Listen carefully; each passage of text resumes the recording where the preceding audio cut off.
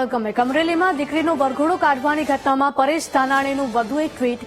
પરેશ ધાનાણીએ એક્સ થકી વિધાનસભાના નાયબ દંડક સામે પ્રહાર કર્યા, જેને લાજવું નથી, હજુય ગાજવું છે। દેવકી જેવી દીકરીને જેલમાં પૂરનાર, કુમારી કન્યાને જાહેરમાં વરઘોડો કઢાવનાર, કળિયુગી કંસનો એક આધુનિક અવતાર, તાઇફાઓને બહાને કરી રહ્યો છે અહંકાર। છે કોઈ પત્રકારોની પાસે એવા વેધક શબ્દોના બાણ જે ખોલાવી શકે છે એની અકળને ગુનાહિત જબાન।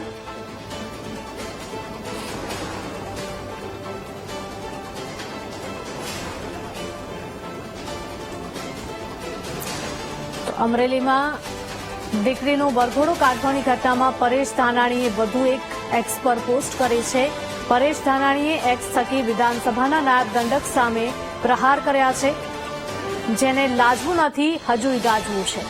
દેવકી જેવી દીકરીને જેલમાં પૂરનાર, કુંવારી કન્યાને જાહેરમાં વરઘોડો કાઢનાર, કળિયુગી કંસનો એક આધુનિક અવતાર, તાઇફાઓને બહાને કરી રહ્યો છે અહંકાર। કોઈ છે પત્રકારોની પાસે એવા વેધક શબ્દોના બાણ જે ખોલાવી શકે એની અકળને ગુનાહિત જવાબ।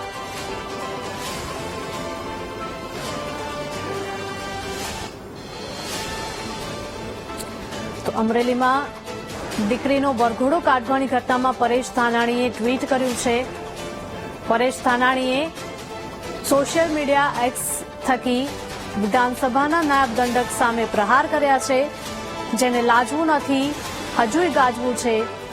દેવકી જેવી દીકરીને જેલમાં પૂરનાર, કુંવારી કન્યાનો જાહેરમાં વરઘોડો કઢાવનાર, કળિયુગી કંસનો એક આધુનિક અવતાર, તાઇફાઓને બહાને કરી રહ્યો છે અહંકાર। છે કોઈ પત્રકારોની પાસે એવા વેધક શબ્દોના બાણ જે ખોલાવી શકે એની અકળને ગુનાહિત જુબાન। પરેશ ધાનાણી દ્વારા સતત વિરોધ કરવામાં આવી રહ્યો છે। અમરણાંક ઉપવાસ પર પણ પરેશ ધાનાણી બેઠા હતા। તેમની માંગ હતી કે જે દીકરી વિરુદ્ધ કાર્યવાહી કરવામાં આવી છે તે નિર્દોષ છે અને જે લોકોએ કાર્યવાહી કરી છે તેની વિરુદ્ધમાં પણ કાર્યવાહી થવી જોઈએ।